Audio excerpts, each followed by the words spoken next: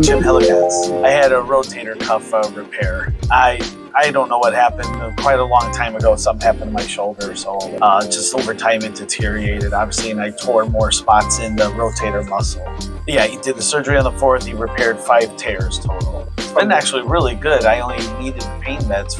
Let's see, the surgery was Monday, got home Monday night, and the pain meds, I kind of weaned myself off of them Wednesday. I still take Tylenol, but I mean, the prescription grade, I stopped on Wednesday.